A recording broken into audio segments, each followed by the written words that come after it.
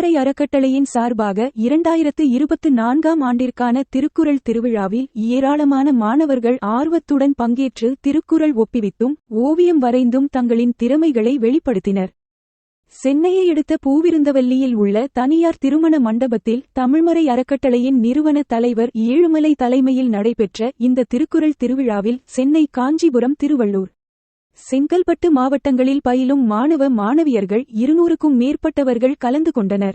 இதில் சிறந்து விளங்கிய மாணவ மாணவியர்களுக்கு நசரப்பேட்டை காவல் நிலைய ஆய்வாளர் குணசேகரன் மற்றும் பூவிருந்தவல்லி காவல் நிலைய பெண் உதவி ஆய்வாளர் நாட்டாளம்மை ஆகியோர் சிறப்பு விருந்தினர்களாக கலந்து கொண்டு போட்டிகளில் சிறந்து விளங்கிய மாணவ மாணவியர்களுக்கு பதக்கங்கள் மற்றும் சான்றிதழ்களை வழங்கி பாராட்டு தெரிவித்தனர். மேலும் இளம் வயதில் பல்வேறு துறைகளில் சிறந்து விளங்கி சாதனை புரிந்தவர்களுக்கு வாழ்நாள் சாதனையாளர் விருதுகளை வழங்கி கௌரவித்தனர். முன்னதாக பள்ளி மாணவர்களின் பாடல்கள், பரதநாட்டியம் உள்ளிட்ட பல்வேறு கலை நிகழ்ச்சிகள் நடைபெற்றது.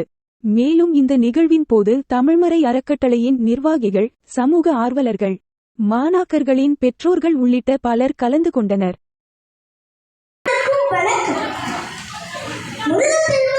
அருணகிரிநாதருக்கு அடியெடுத்து கொடுத்த திருப்புகழ். முத்தை